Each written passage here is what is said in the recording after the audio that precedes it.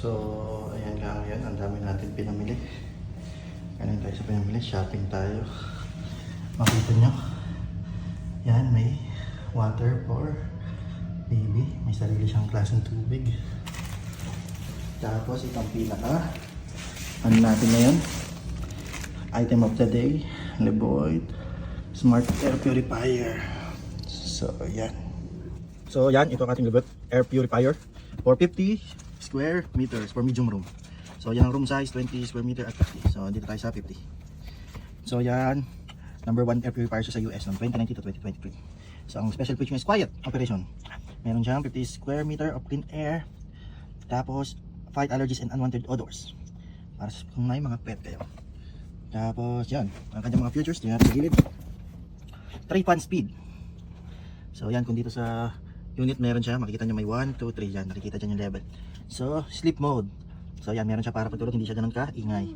Smart control, yan, pwede siyang controlling via app. At ito yung app niya, Whisbe Inc, kung naman basa dyan. So, display lock, yan, meron din siya, makikita nyo may lock features dyan sa taas. So, if ever may bata kayo or kayo may mga pet kayo, hindi nila, basta mapipindot at ma-change yung setting. So, may auto mode siya, yan, A. So, kusang maglalakas yung purifier nyo, depende sa air quality na meron kayo. At kusang siyang hihina if ever, kung ano man kailangan. So, yan. Air quality updates, yan. Pwede nyo makita sa app nyo yung automatic na kung ano yung sense ng purifier nyo na quality ng air. Yun. Tapos meron din yan, kung makikita nyo sa top yan, may color blue dito.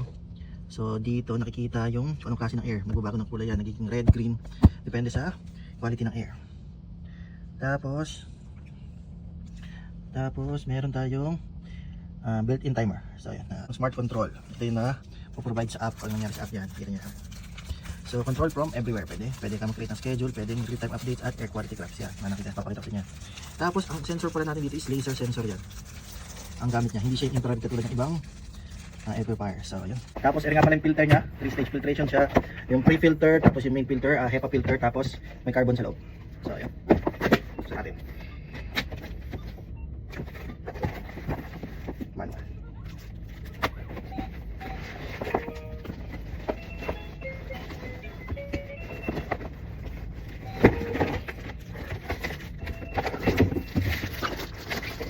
EU plug unit.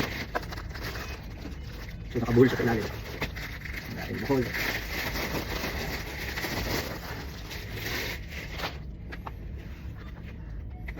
Yan, tanggalin lang natin. Quick start guide para sa pag-aano ng applications. Tapos meron sa likod ng key functions na nasa top. So ito yung unit. Yun, turn lang natin at ayun na, filter. Remove natin yung plastic bago natin gamitin. Pre-filter, nasa loob yung HEPA filter, yung pinaka white lines niya, tapos carbon sa loob. Tapos lagyan natin, ilang natin. So ito na siya. So ayan, sinaksak na natin, turn on na natin. So ayan, makikita nyo, ayan na siya, gumagana siya, mahangin. Ayan. Ganyan yung sounds niya kapag level 1, pakinggan natin. Level 2, pakinggan natin level 3.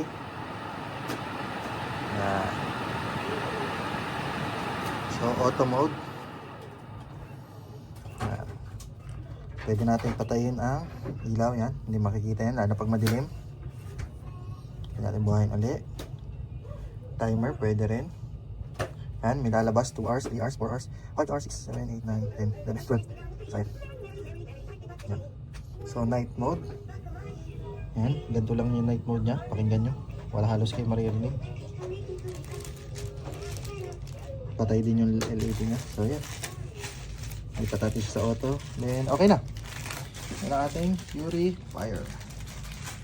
So ngayon, ito ang laman ng V-Sync app. So yan, makikita natin may notifications. Yan, katulad niyan. Yan.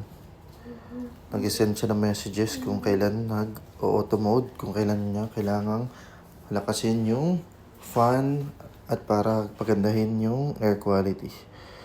So yan. Yan, makikita natin yung device natin, 300S. So nandito sa yung screen kung anong klase ngayon ng quality. Take note, nasa kitchen namin ako ngayon, so malayo ako. So hanggang ngayon nakikita ko pa rin. 0.5, meron dyan. Pwede mong kontrolin if low, medium, high, fan speed. Pwede rin auto. Yung default na yun, naka-auto kasi siya. Kung lilipat natin ng high, kasi naka-auto siya ngayon. Yan. Pwede rin ng sleep mode. Makikita din dito yung filter light. Total ngayon, 100% remaining. So, yan.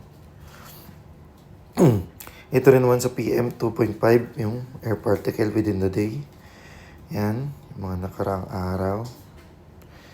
Tapos nakalagay din dito kailang hours. 36.2 hours. Equivalent to 1.5 days. Sa Amazon Forest, 12.5k cubic meter na yung nalinis niya. So, pwede ka rin dito mag-schedule. Yan. 1:10 a.m. 10 p.m. So, yan. Naka-schedule kasi yan ng naka-auto mode at naka-night mode sa gabi. Yan. Naka-sleep mode. So, pwede ka rin mag-timer. Yan. Pwede mo rin siyang i-on at off. Pwede mo rin dito tanggalin yung display.